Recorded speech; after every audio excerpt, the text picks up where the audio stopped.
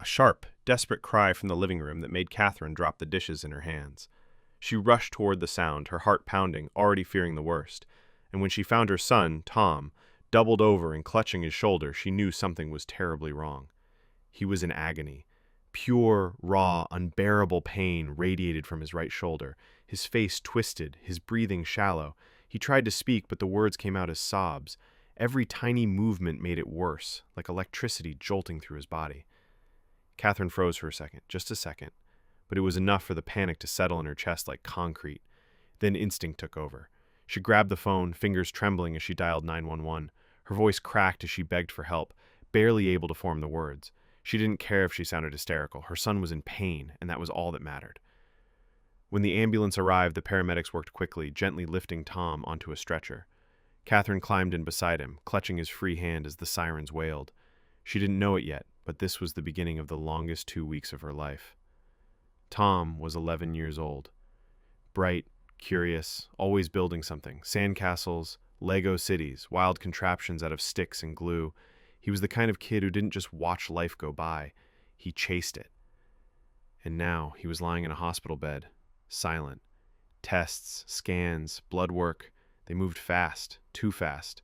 Words like mass and tumor and biopsy were thrown around like confetti in a room where nobody felt like celebrating. 12 hours. That's how long the surgery took. 12 hours. Catherine spent pacing, praying, weeping quietly in hospital corridors. The tumor had wrapped itself around Tom's shoulder, stubborn and aggressive. But the surgeons managed to remove it. They told her it was cancer. The word hung in the air like smoke, thick, choking, impossible to ignore. The first week after surgery was chaos. Pain, exhaustion, fear. Tom barely moved. His pale skin seemed to sink into the hospital sheets. His once bright eyes were glazed over, dulled by the fog of medication and trauma. Catherine didn't leave his side. She slept in a chair by his bed, ate whatever she could scavenge from vending machines, and refused to cry in front of him. She had to be strong, for him. But the nights were the hardest. One night, after midnight, Tom whispered, "Mom, I can't do this. It hurts so much. I just want it to stop." Catherine felt her heart break into 1,000 silent pieces. She leaned over, gently pulling him into her arms, careful not to disturb the bandages on his shoulder. "I know it hurts," she whispered into his hair, "but you're stronger than you know. You've already come so far. We're going to get through this. Together." That first night in the ER, when Catherine had called for help, a local police officer named Todd had responded to the scene. He didn't know why he felt compelled to check on them again the next day, or the day after that, but he did. He started showing up after his shifts, sometimes with a jigsaw puzzle or a pack of cards, sometimes with warm food for Catherine or a handheld video game to distract Tom from the pain.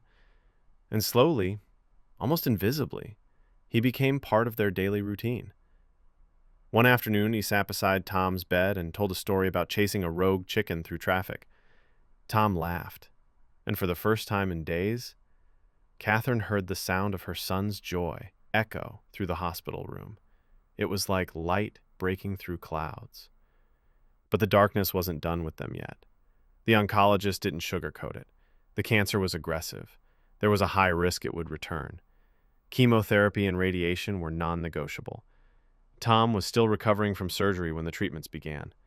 On the day of his first session, Catherine held his hand as nurses inserted the IV. His face turned pale. His lips trembled. He clung to her fingers like a lifeline. Todd stood silently in the corner, offering strength without words. The side effects came fast. Nausea, fatigue, constant aches. The vibrant boy who once ran through the sand at the beach now barely had the strength to sit up in bed. His appetite vanished. His hair began to fall out in delicate tufts that Catherine would gather silently, tears burning behind her eyes. One afternoon, she brushed his pillow and froze. Her hand came away, holding a small clump of hair, and that was it. She couldn't hold it in anymore. She sat in the hallway and sobbed, rocking forward and backward with her hands over her face. "He's just a kid," she whispered through clenched teeth. "He shouldn't have to go through this." Todd sat beside her, not saying anything at first. Then he placed a hand on her shoulder and said quietly, "He's strong, Catherine. And so are you. You're doing everything you can. That's what matters. There were flickers of hope. By the second week, Tom could sit up for short stretches. The pain was still there, but it no longer swallowed him whole. The doctors called it progress, though they reminded her the real battle was just beginning. One evening, as the sun dipped below the horizon, casting golden light through the hospital window, Tom looked over at his mom. "Do you remember when we built that huge sandcastle at the beach?" he asked. His voice was hoarse but calm. Catherine smiled. "Of course I do. You even dug a moat around it." Tom chuckled faintly. "And then the tide came in and destroyed the whole thing. I was so mad." "You didn't give up," Catherine said gently. "You started building another one." Tom went quiet for a moment, staring out the window. Then he whispered, "I guess I'm like that sandcastle."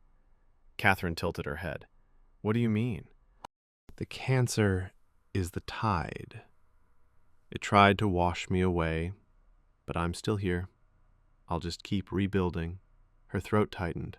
She leaned in, kissed his forehead, and whispered, "You're stronger than any tide, Tom, and I'll be here, helping you rebuild every step of the way."